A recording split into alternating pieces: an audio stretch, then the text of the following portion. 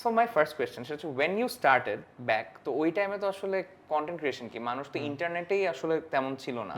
So মানে what was the moment, মানে এটা কি like why did you start, and তারপর এটাকেই যে তুমি মানে স্টার্টটা আসলে খুবই নর্মাল ছিল যে ওই টাইমে ওই ফ্রেন্ডরা যখন তখন চায়ের টঙে আড্ডা দেওয়াটা খুবই কমন ছিল আমাদের। তো বিকালবেলা হোক বা জুমার নামাজের পর রাস্তাতে গল্প করতে করতে টাইম চলে যেত। এখন তো এগুলো হয় না, বিকজ ইন্টারনেট চলে আসছে, অনেক পপুলার হয়ে গেছে।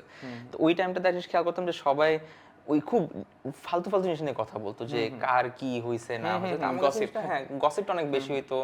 তারপর সীসা লাউঞ্জ টাউঞ্জ অনেক পপুলার ছিল তখন, সবাই সীসা করতো, সিগারেট খেতে। আমার তো ওগুলো অভ্যাস ছিল না।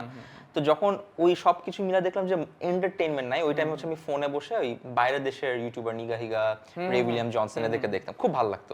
তো একদিন হঠাৎ খুব কিউরিয়াসিটি আসছে, তখন তো আসলে নেট কিনার একটা প্যাকেজ থাকতো খুব লিমিটেড। খুব কিউরিয়াসিটি আসছে বাংলাদেশে কি আছে। তো খুঁজতে খুঁজতে বাংলাদেশে কেউ নাই, খুঁজতে খুঁজতে নেটই শেষ আমার। তো ওই দিন ঘুমায় গেছি রাত্রে। তো সকালবেলা চিন্তা করতেছি যে যদি থাকতে খুব ভালো হতো। বাঙালি অনেকে ছিল দেশের বাইরে, বাট বাংলাদেশি কেউ ছিল না।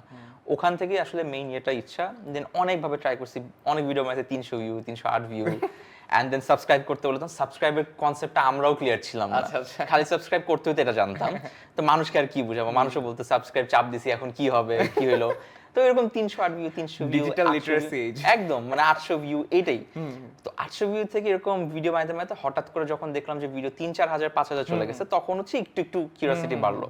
তখন বসে it's fun. Then Dhaka guys শুরু করলাম আমরা, ওটা আরো বেশি পপুলার হইলো। দেন হচ্ছে কিছু ভিডিও পলিটিক্যাল করলাম, ওটাও ইয়ে হইলো। সিডনি যে আরো করলাম, ওটা আরো বড় হইলো।